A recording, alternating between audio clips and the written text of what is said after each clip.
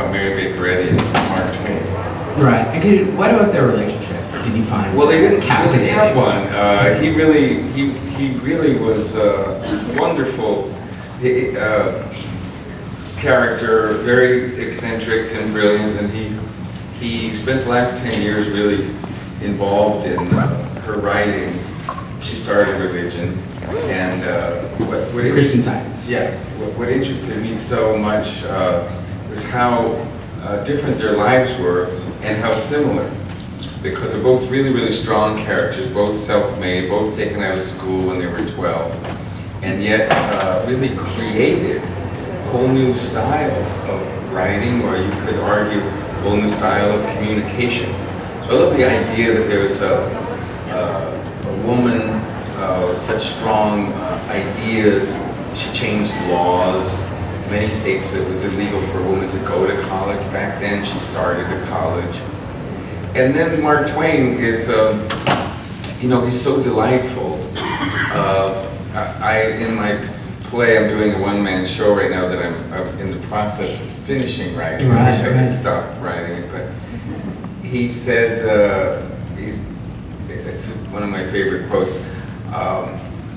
few things are harder to put up with than the annoyance of a good example.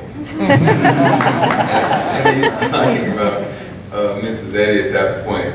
He cut in the play anyway. It's sort of what she represents is a kind of high ideal.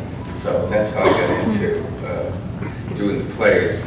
When I finally finished this first draft, I realized that I hadn't spent enough time preparing for the roles, so I started in with him on stage. That's how he got his start. He did a little bit of writing, but he really got going on stage. He's sort of our first stand-up comedian. Right. He's very funny. He was kind of in sort of the original sort of rock out tour. Yeah. And a lot of people know you as an actor, obviously, but you've also been writing for a very, very long time. Yes. Can you talk a little bit about that, about sort of your evolution as a writer? No, very hard to talk about writing. Right. Really tedious. You have to get, well, that's another Mark Twain quote. If you want to be good, then you're going to be lonely. Right. You spend a lot of time by yourself. I've turned into Rupert Pupkin. Telling jokes in my own house and laughing out loud.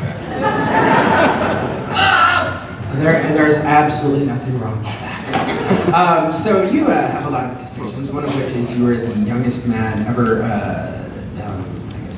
committed to Juilliard. I wasn't committed. It feels like that. Accepted. For the drama, yeah. I think they've changed that now. But accepted it. For music, I'm sure there were 3-year-old violinists there. Right. Well, when did you sort of realize that you wanted to be a performer? I just always did it. My little brother was really very gregarious. I was always kind of shy, and in terms of acting, I like to get the story complete first before I would do anything. And he just would wing it all the time and drag me out in front of people. So I just started doing it. Does anyone have any questions? I feel like we could do this on our own. Okay, totally. Let's right? Do you care? Let's go. I secretly have I said it? I have a few questions. So I'm officially out of them. So let's go to the audience, people. Yes, you. There's something on your shoulder. Would you stand up and show everyone? Yes. Reveal yourself. I'm so glad I didn't wear that.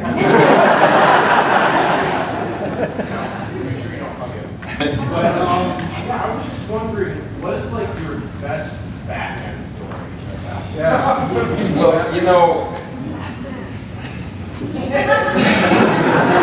the cast was pretty amazing. There was a lot of time hanging out, so I got to know really interesting people. It was kind of a little bit, not a little bit. It was sad with Jim Carrey. He just lost his father, and I just lost my dad before I did Tombstone. So he'd come over, even though he was just skyrocketing. He'd done something right then that no one had done before. $300 million movies, and they were giant openings, but yet this was what was on his mind. So talk quite a bit about press and things like that. And just when you asked the question, the first thing I thought of was when you wear this suit, something like 45 pounds or something, it takes an hour to get dressed, and you can't do it by yourself. Then you can't hear because there's really no holes in it. You can't turn your head. You can't go to the bathroom by yourself. You fall over actually quite easily. And, these things are always on your mind because when you have to say to someone, I have to go to the bathroom. It's weird. So I was trying to, I knew that it was like something, but nothing that I've ever experienced. But you also, when you kind of sit in a recliner, so your back doesn't kill you, and because you're in constant tension, it's like wearing a wetsuit that's 6-7 times tighter than any normal person would wear. And then you have a cape, so you know, it's really kind of psychedelic. But I realized one day, oh, this is being old. No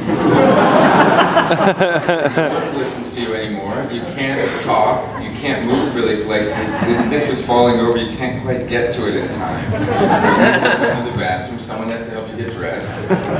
So it's quite different than it looks. You know, pretty dynamic and useful. And then just my memories are kind of like watching it. Because you go to work and the Batcave is it's a cave, it's big. You know, the car really goes 150 miles an hour. You know, it was So you're saying it was a documentary? Yeah.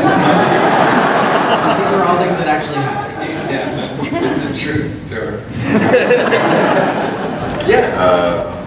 I guess, there's 100 things that he says that are fantastic, but the one I like to say a lot is, you know who Bob Evans is? He made Chinatown. He was running his studio when he was 27. He did a photo shoot in Life magazine, and he was laying in his mink blanket in bed doing business, and no one was doing things like that back then. And but he would say things like, "Val, with you and me, 1 and 1 make 11."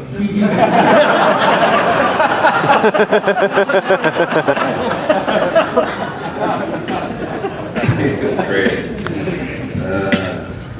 Yes? I'm Batman.